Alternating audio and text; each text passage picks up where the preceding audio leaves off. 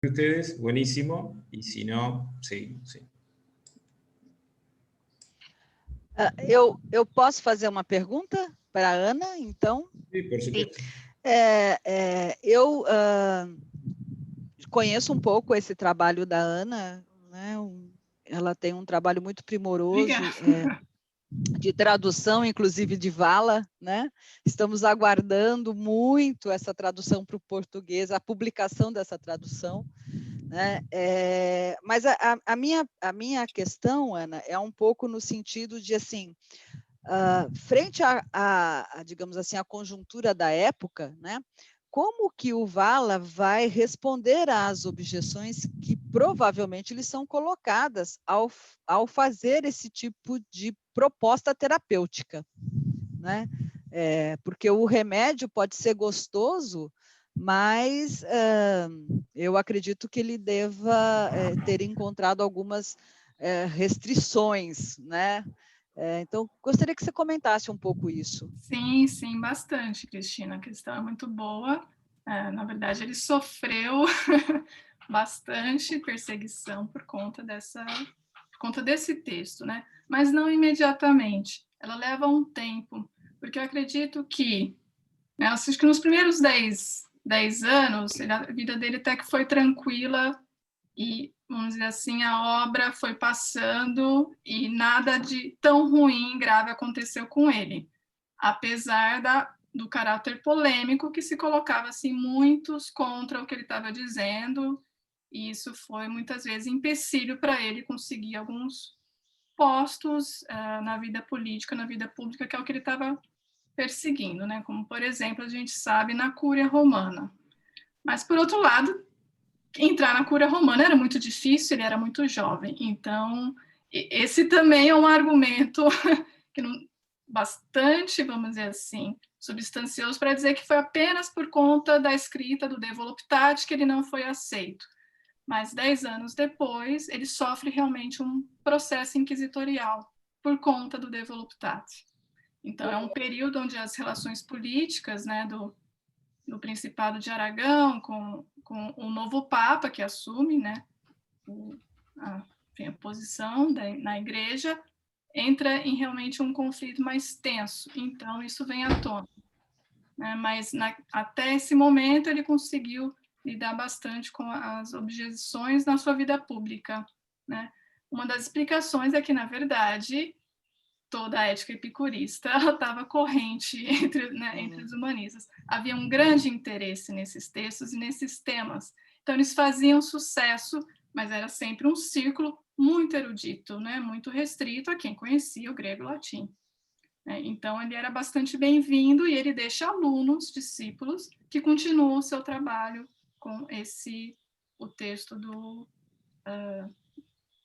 sobre o epicurismo, né? Então, que é o texto do Lucrécio, porque, na verdade, quando ele escreve o texto, estava ainda escondido as 7 chaves, mas todo mundo queria saber. Estava todo mundo na expectativa. Então, essa expectativa, eu acho que ela protege um pouco também o texto dele, né? Mas ele era um autor ousado, sem dúvida nenhuma, ele é bastante ousado. Não sei se exagerei aqui, se... Eu dei mais a parte anedótica. Eu te respondi na parte anedótica da vida dele, né? Mas não tanto nos argumentos que ele encontra para escapar. Que acho que é o que você queria, né? Tá, obrigada, Ana. Se também ninguém tiver uma pergunta, também vou rebater com uma pergunta para a Cristina, pode ser? Não sei se tem tempo, como é que tá? Sim, por supuesto. Eu também já conheço o trabalho da Cristina, ela vem trabalhando com epicurismo no Montaigne já há um tempo, mais ou menos, quando eu também estava na minha pesquisa de doutorado, então nossas dúvidas vão se encontrando ali no meio do caminho, né? E cada vez mais você me ajuda a esclarecer, Cristina, esse vínculo do prazer com a virtude, que também é um vínculo que está no Vala, mas como você falou, é difícil de conseguir enxergar esse vínculo, até por conta de um problema que eu acho que é meu, contemporâneo, de sempre separar essas coisas por conta da tradição estoica que eu acho que é a que vinga, né? Que é a que chega até nós, então, né? Quer dizer, paixão é sempre um vício e essa luta entre as duas coisas, né? Por outro lado, a gente faz isso cotidianamente, né? No mundo de hoje, né? Por conta do utilitarismo, do bem-estar, essa busca do bem-estar, essa coisa o prazer acabou passando, vamos dizer assim, sem que a discussão ética terminológica tivesse realmente acompanhado a tradição filosófica, né, nos textos. Então, todo o nosso esforço de recuperá-la nesses autores que estavam tentando isso. Então, eu gosto muito de quando você faz essas observações, até gostaria que você voltasse, mas por isso, para que você voltasse um pouquinho nessa tutela da fruição dos desejos, esse mecanismo, se pudesse voltar rapidamente. Depois a gente pode continuar conversando, mas sempre me interessa quando você chega nesses momentos. Tá bom. Obrigada, Ana, pela pergunta. Na verdade, primeiro com Montaigne, né? Depois tratando um pouco mais de Epicuro.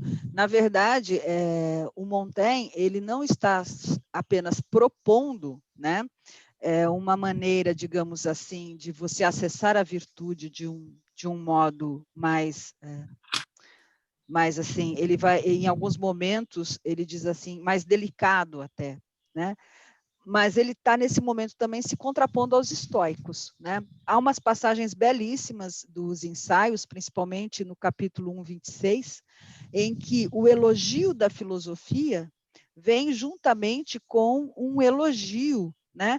A possibilidade de você ascender à virtude de uma maneira menos, digamos assim, espinhuda, né?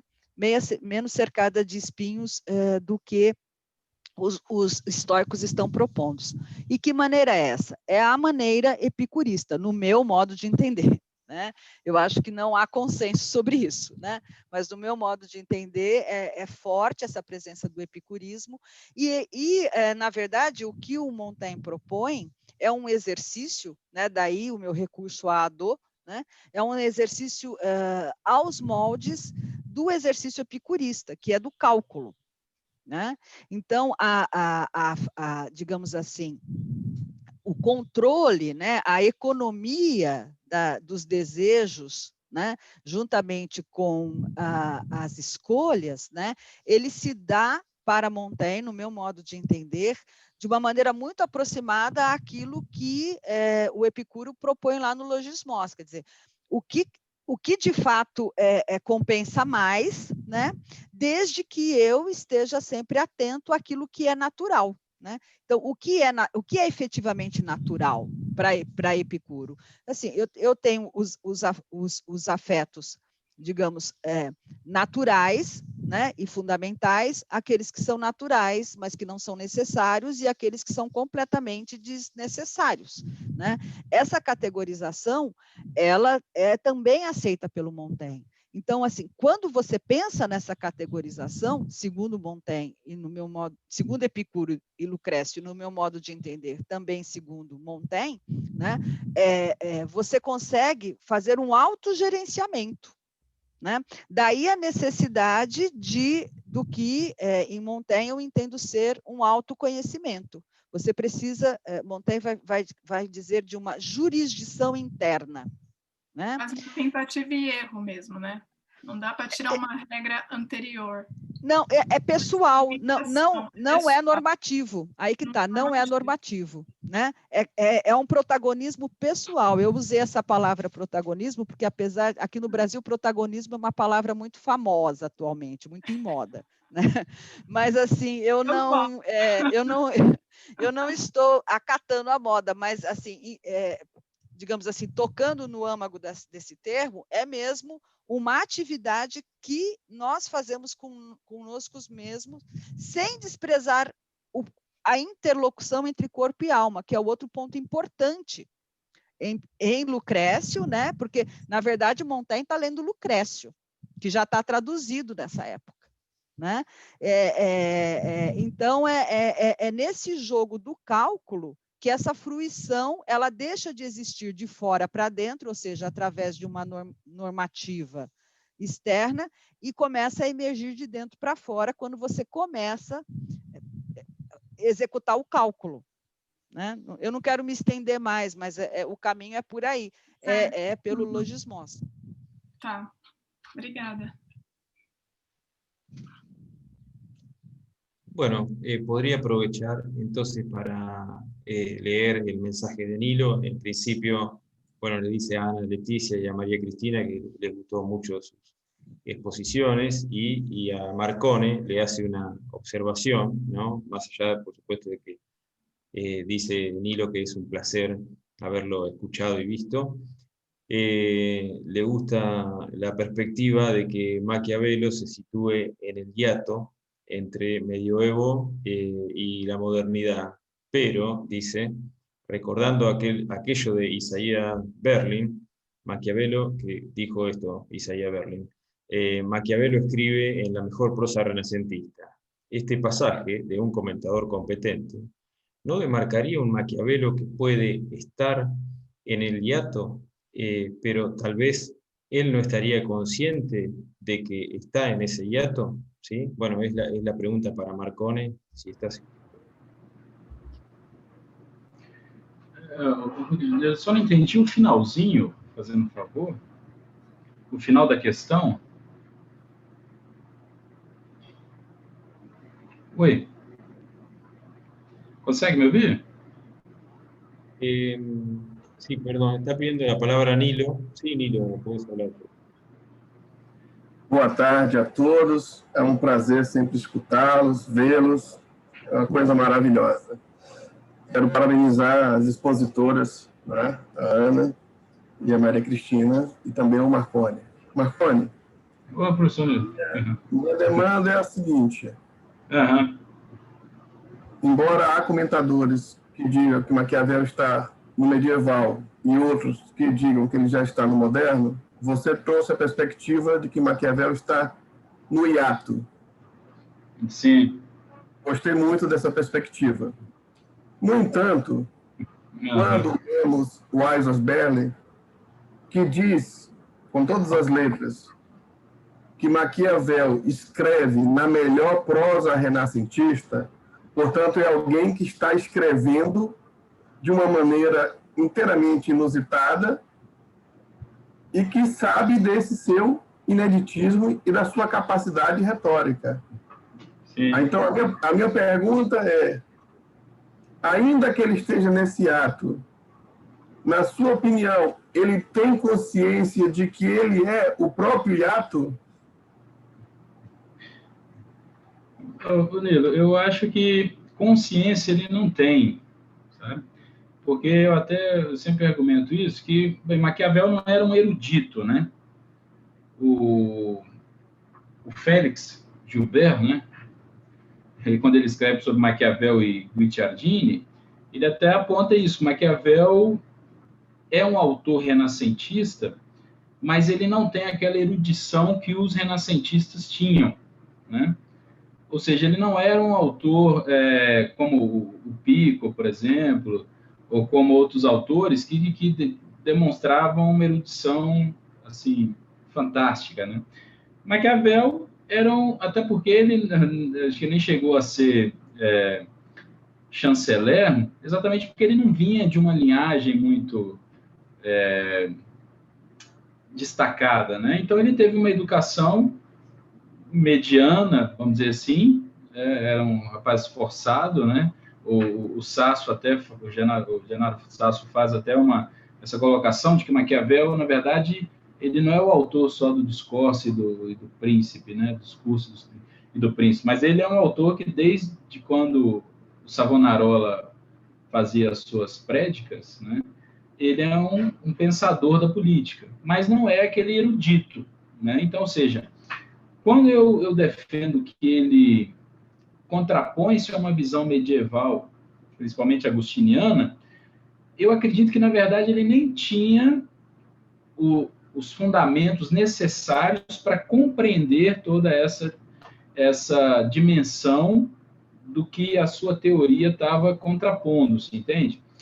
Mas que ele via nessa tradição a algo que para ele era incongruente, vamos dizer assim, né? Algo que era impraticável em relação aos objetivos políticos. Então, ou seja, quando ele faz uma crítica, que eu citei ali no livro 3, né? A educação dos modernos, né? Que ele está falando da educação dada pela tradição cristã, que coloca o foco na humildade, na abnegação, nesse controle das paixões, né, que para Maquiavel devem ser educadas pelo contexto político, coletivo, né, ou voltados para ele, e não apenas para um contexto subjetivo, tá certo? Aí eu acho que ele introduz uma percepção de paixões que, como eu falei, alguns autores podem aproximá-lo da tradição medieval, porque de Cícero, né, na verdade, desde os gregos, passando por Cícero e Agostinho retoma,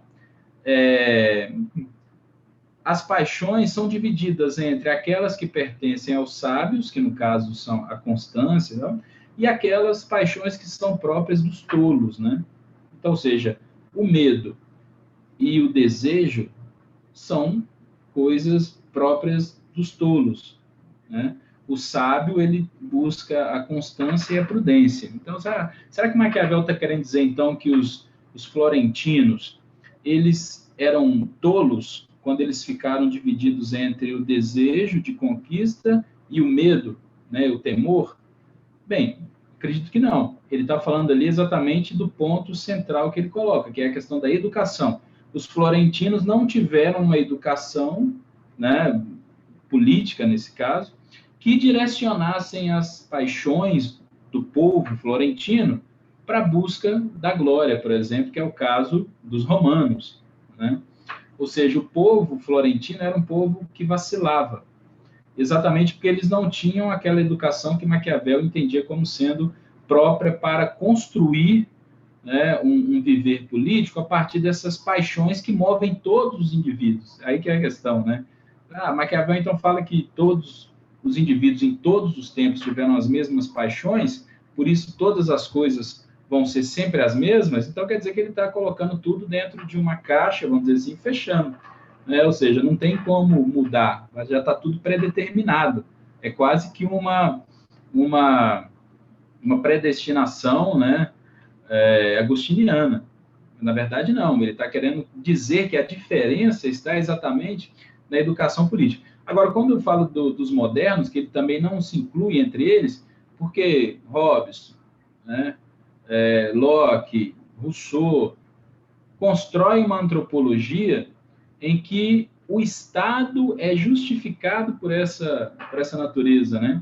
Então, as paixões também servem para justificar o Estado, e não o contrário, né? Não o contrário, não o Estado que é reflexo, ou seja, a organização política, que é o reflexo da educação dada a essas paixões, entende? Então, ou seja, é aí que eu vejo que Maquiavel é um hiato, né? É uma lacuna, vamos dizer assim, nesses dois períodos.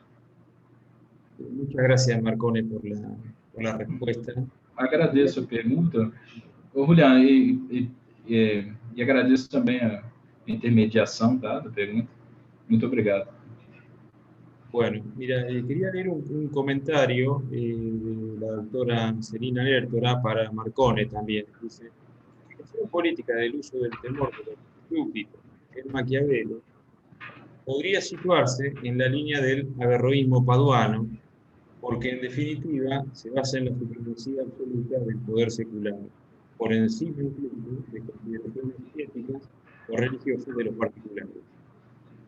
Creo que una prueba de esto estaría en su idea de que, en definitiva, al príncipe le conviene ser más temido que amado. Ser temido como autoridad implica la supremacía por encima del sentimiento de adhesión, el amado, por supuesto. Bueno. Eu só entendi, desculpa, porque a fala estava picada, assim, estava inconstante. Eu só entendi a questão do pensamento Padovano, é isso? De Pádua? Da professora, a pergunta dela. Consegue me ouvir? Sim. Desculpa, é porque a ligação... No sé si se entendió el No, comentario. exacto, se cortó, sí. Ficou cortando isso. Não sei se a professora Suzana também percebeu isso. Ficou cortando a fala e eu só entendi alguns pontos. Desculpa. Bueno, lo repito. Pues lo no. repito. Dije, digo, que es un comentario, si la justificación política del uso del temor de los súbditos en Maquiavelo podría situarse en la línea del averroísmo paduano, porque en definitiva se basa en la supremacía absoluta del poder secular por encima incluso de consideraciones éticas o religiosas de los súbditos, de los particulares.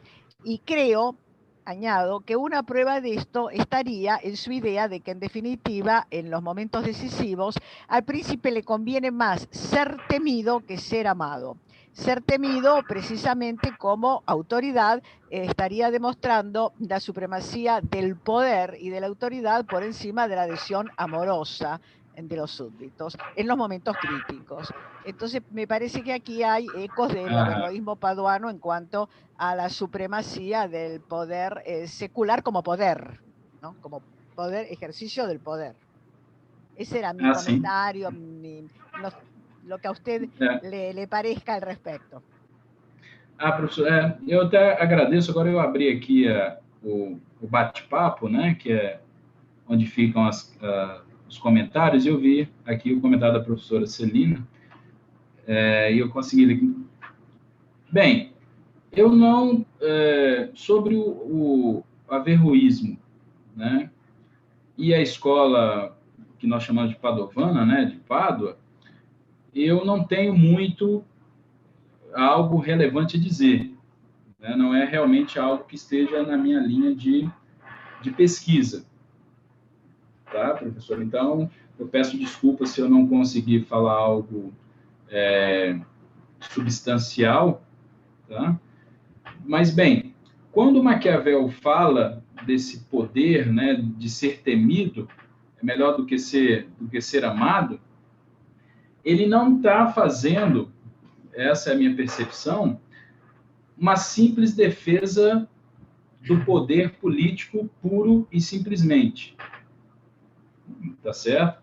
Primeiro, há alguns autores, como autores do século XX agora, né, que fazem uma leitura que eu chamo de sociológica do pensamento de Maquiavel, Gérard Namet, Émile Namet, outros autores, como o próprio Strauss, né, e outros autores que fazem uma leitura do Maquiavel mais sociológica, nessa ideia do poder absoluto, né.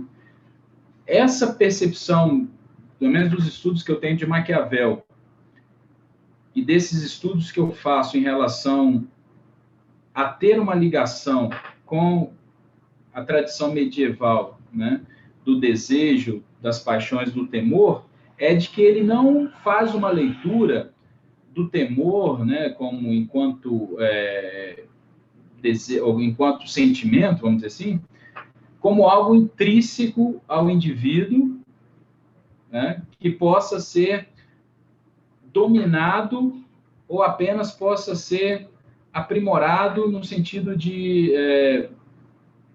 deixar de lado aquilo que nos leva a temer alguma coisa, né? E fazendo essa leitura no sentido político, quando se fala de temor, o próprio príncipe, ele pode, Maquiavel coloca isso, né, que o príncipe ele deve temer mais perder o apoio do povo do que perder o apoio, por exemplo, dos grandes, né, que ele chama dos grandes, que no caso seriam aqueles indivíduos poderosos também. Então, ou seja, o príncipe também tem um temor, né? Ele teme politicamente, ele tem que temer politicamente perder o apoio do povo, porque o povo pode ser para ele algo muito mais perigoso, vamos dizer assim, do que o apoio dos grandes, né, dos poderosos, que ele possa vir a perder. Então, ou seja, o temor não é algo que vem apenas de cima para baixo, ou seja, que vem do soberano, ou seja, os súditos que temem o soberano, né? É o temor no sentido de perder uma posição política, vamos dizer assim, né? De uma vantagem política. Então, eu acho que é nesse sentido. Então, sendo assim, eu acho que, nessa perspectiva, não estaria voltado para uma ideia de uma supremacia absoluta do poder, né, secular, entendida como algo que eu acho que vai aparecer depois, principalmente em Hobbes, que é essa justificativa do poder, né, do temor, desse poder que vem de cima para baixo, né? Em Maquiavel também tem que se temer aquilo que vem das partes mais baixas, vamos dizer assim, né, dos súditos, em relação ao soberano. Então, eu peço desculpas se eu não consegui responder como a professora esperava. Gracias. Bueno, no sé si hay alguna otra pregunta. Si no hay ninguna, me gustaría hacer a mí una pregunta, sobre todo en principio para Ana y para Perdón, Cristina. Julián, Sí. habla un Sí, sí. poquito más fuerte porque por momentos se corta y entonces tu voz es Bueno. como que se va. Disculpa. Bueno, sí. No, gracias. Debe ser mi conexión a internet. No sé si se escucha mejor ahora. ¿Sí? Levemente. Bueno, era una pregunta sobre el origen del epicureísmo renacentista. En realidad, en los dos casos trataron, por supuesto, el tema de la relación entre Epicuro, en la primera ponencia, y Lorenzo Valla, y en la segunda, el epicureísmo de Montaigne. En el caso de Cristina, ella mencionó que el epicuro que leía, o el epicureísmo de Montaigne, provenía de la lectura de Lucrecio, por sobre todo.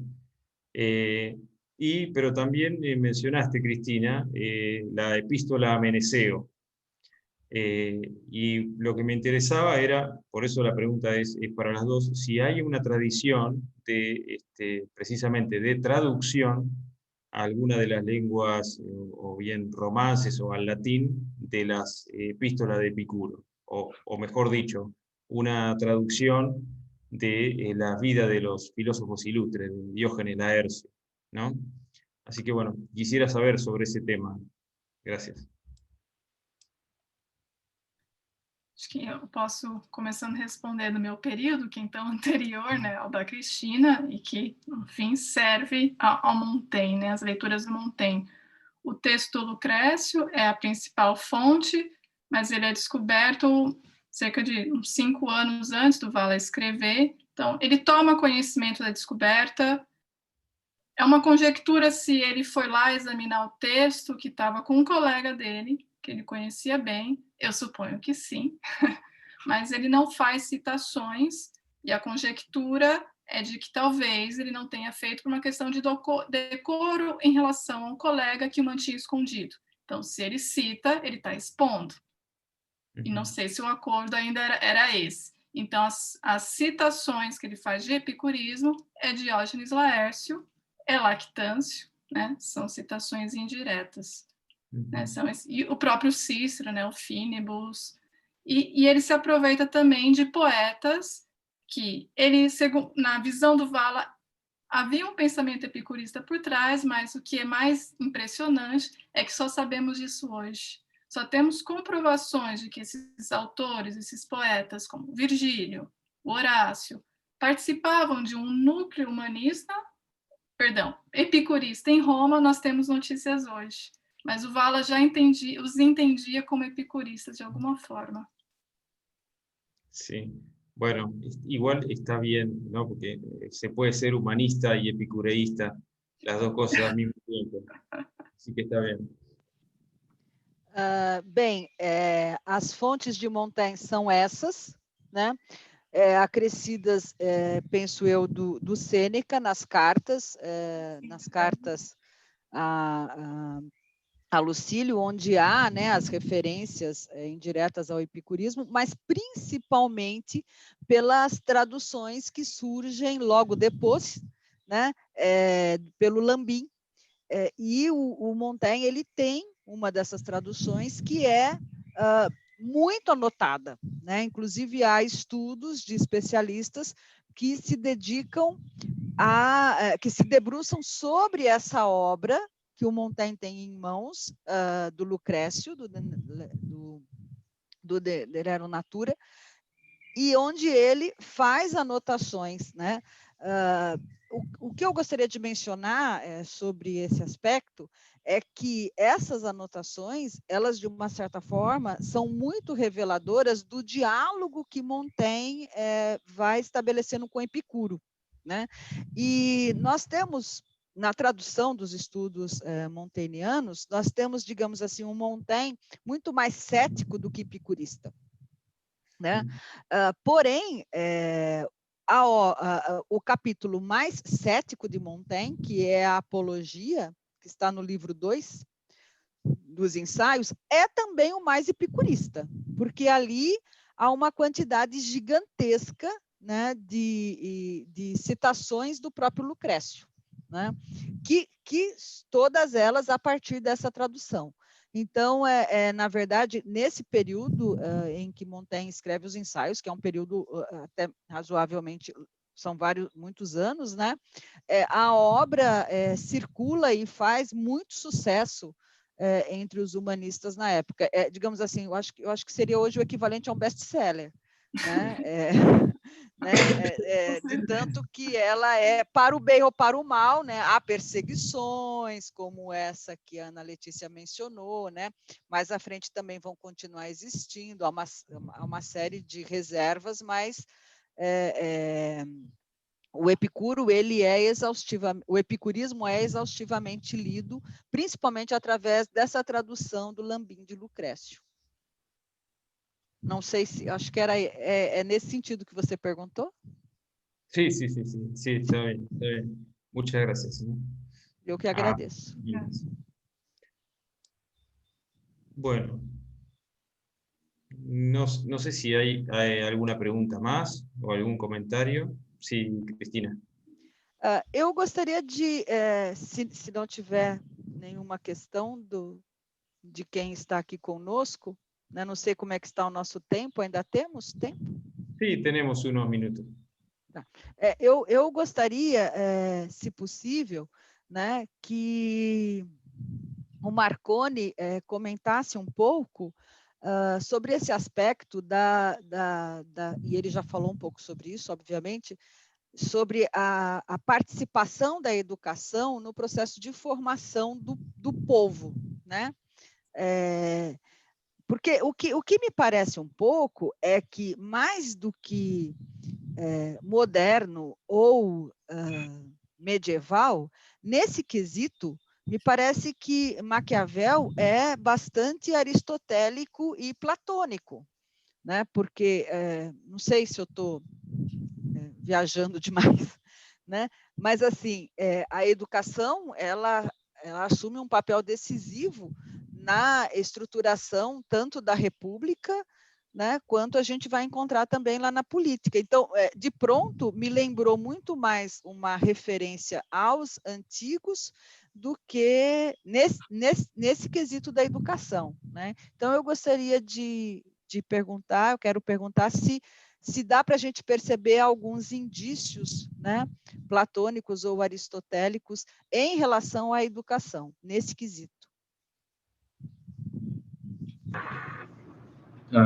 Professor Cristina, agradeço a pergunta, né? E, na verdade, há vários comentários ou buscas, né, de entender se realmente Maquiavel tem essa ligação com o aristotelismo, mais o aristotelismo que o platonismo, né? Principalmente porque nesse período do Renascimento que as obras de Aristóteles vão sendo traduzidas, né, principalmente na Itália, e vários professores aqui no Brasil têm estudado sobre esse aristotelismo nesse período, mas eu penso que, em Maquiavel, a perspectiva é distinta, né? Por dois motivos. Primeiro, pela questão antropológica, né? Os clássicos, Aristóteles principalmente, parte de uma concepção antropológica mais fixa, tá certo? Existe uma divisão das almas que devem ser, Aristóteles, né, existe uma divisão das almas e essa divisão deve ser levada em conta a parte desiderativa, a parte racional, né, e a parte sensitiva. Platão não tinha essa visão, né? Platão tinha uma divisão que relacionava-se apenas aos indivíduos. Era a parte racional e a parte desiderativa. Então, não tinha a parte sensitiva. Então, Aristóteles inclui aí, de certa forma, os animais, né?